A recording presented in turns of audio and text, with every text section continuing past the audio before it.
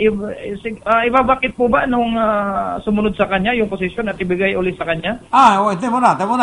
Hindi na niya karapatan ang bumalik sa dating posisyon niya. Okay. Diba? Lalo na kung cabinet. Yes, sir. Kung iba na presidente, hindi na po pwede na ipagpilitan niya na bumalik siya sa dating cabinet position niya dahil wala naman siyang vested right dun sa cabinet position. Yun ang sinasabi ng ating administrative and political law. Ang isang taong nagbitiw na sa kanyang tungkulin, lalo na cabinet position, ay itinuturing na permanenteng bumitiw na dyan. At hindi na siya po pwede magkaroon ng karapatan na hilingin ang pagbabalik sa posisyong kanyang iniwanan nung siya'y tumakbo para sa halalan. Ganon ang sitwasyon, Konsehal Elmer Tafalla. Yes, sir. Opo. Klaro. Okay. Alright. Salamat sa Diyos sa ngalan ni Jesus. Karagdagang mga katanungan. Diyan naman po sa iyo, Attorney. At wala pa po tayo. Okay. Meron lang isang magandang mensahe na pinadala sa akin dito. Basahin natin. 0923-891-0514. Batas. Beautiful things happen to beautiful people with beautiful hearts. I pray this day will bring more blessings to you, to your life. Yan ang kanya sinasabi. Good morning. Well, good morning din po at maraming salamat sa ganitong klase ng mga inspirational messages. Alam mo, Konsehal Elmer Tafalla, doon sa kabilang himpilan, sa DYKA sa Antique, araw-araw, merong 2 o 3 tao ang nagte-text sa akin doon ng mga inspiring messages, kasama na yung iba't ibang bahagi ng mga Biblia. Hindi naman pastor, yung mga nagte-text sa akin, mga ordinaryong mananampalataya lamang, subalit dahil nakikita nila na meron tayong binabasa o binabanggit ng mga batas ng Diyos dito sa ating mga palatuntunan, sila ay naengganyo na.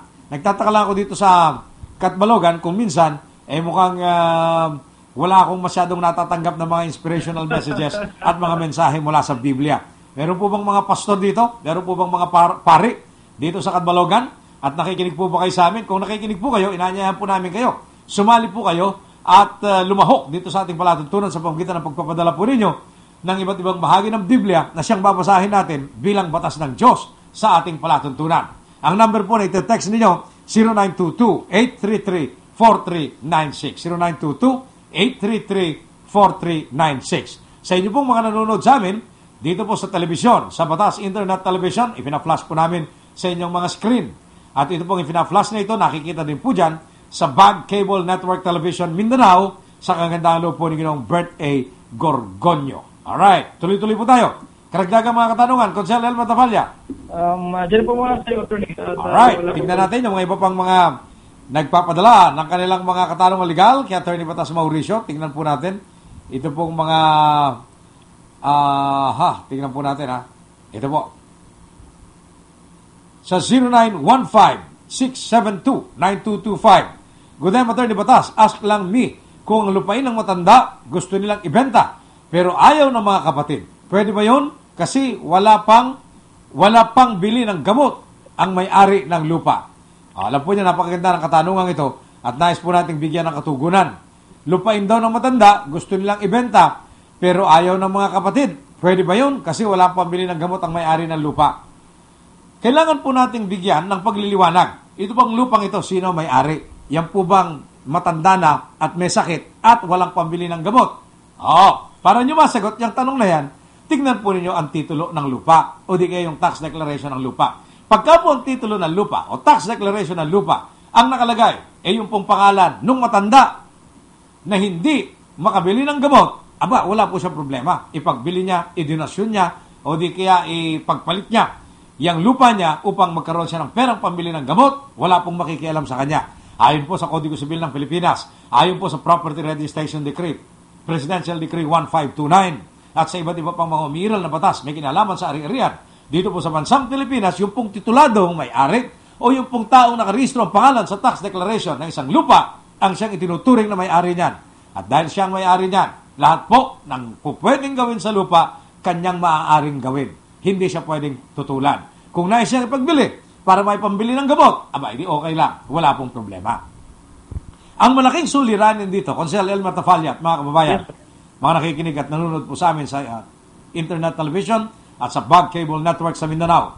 Ang problema po, kung yung lupang yan, nakatitulo pa sa mga magulang ng matandang hindi makabili ng gamot. Kung nakatitulo pa sa magulang ng matandang hindi makabili ng gamot, at pagkatapos meron din siyang mga kapatid, naku po, silang lahat ay mga tagapagmana ng kapatid na yan. Ng mga ari-arian na yan. Silang magkakapatid ang tagapagmana ng ari-ariang naiwanan ng kanilang magulang. At dahil silang lahat ang may-ari ng ari-ariang naiwanan ng kanilang mga magulang, kailangan silang lahat ang magdedesisyon, silang lahat ang magbebenta, silang lahat ang pipirma. Kung hindi po silang lahat ang magdedesisyon, hindi po pipirma ang kahit isa lang sa kanila, hindi po pwedeng ipagbili yang lupang yan. Kahit matindi na ang pangangailangan sa gamot ng isa sa kanilang magkakapatid. Maliwanag ba, Konsehal Elmer Tapalya? Maliwanag po, Attorney. Yes, sir. Salamat sa Diyos sa ngalan ni Jesus. Oras po natin. Oras po natin, alas 11:51 na po ng umaga. Alright, tuloy-tuloy po tayo at ito po ang umagang ginawa ng Diyos. Kaya tayo magalak, magdiwang, magbigay papuri sa dakilang lumikha sa lahat ng ating iniisip, sinasalita at ginagawa. Ang isa pong paraan ng papuri sa Panginoong Diyos sa pamagitan ng salita ay pagsasabi sa lahat ng sandali ng ating buhay. Salamat sa Diyos sa ngalan ni Jesus. Salamat sa Diyos sa ngalan ni Jesus. Sapagkat pag pinagpapasalamat po natin ang lahat ng nangyayari sa ating buhay, abay kinikilala natin ang kadakilaan ng Diyos at ang kanyang karunungan. Siya po ang ating pinatutungkulan ng ating buhay at ng mga pangyayari sa ating buhay at nagtitiwala po tayo sa kanyang kadakilaan at pagmamahal sa atin. So hindi tayo dapat matakot. Sabi nga po ng kanta na ating inaawit dito po sa ating palatuntunan, ganito po yung sinasabi, huwag kang matatakot, kakampi mo ang batas. Kita mo na? Yang batas na yan po yung batas ng Diyos na nakasulat sa Biblia. Okay? So huwag po tayong matatakot, magbibigay papuri parati sa Panginoong Diyos sa pamamagitan ng ating mga salita. Magbibigay papuri din tayo sa pamamagitan ng hindi pag-aalala sa mga suliraning dumarating sa ating buhay at nagtitiwala na lamang tayo sa dakilang lumikha. Karagdagang mga katanungan, Konsehal Elmer.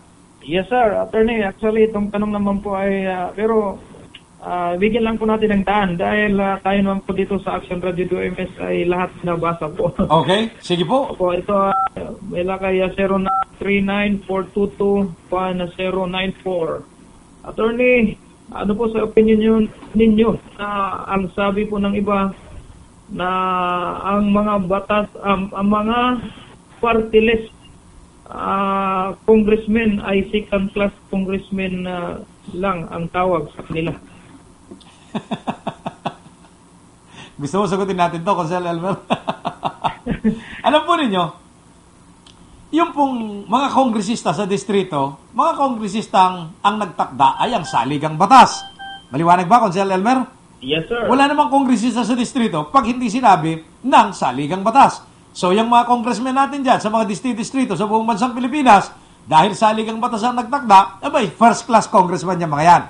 Tanong, sino man nagtakda naman sa mga party list congressmen? Saan ba kinuha yung mga party list congressman? Konsehal Elmer Tapalya? Yung saligang batas din natin. Yan! Nasa saligang batas din pala naman eh. So, kung saligang batas din ang nagtakda para magkaroon ng party list congressman, edi constitutional din yung mga party list congressmen na yan, correct? Yes, sir. Yes, sir. At dahil constitutional congressmen din sila, maliwanag na hindi sila second class. First class din sila. Maliwanag? Yes, sir. Opo, attorney. Dapat at ganun dagdag ko lang, attorney.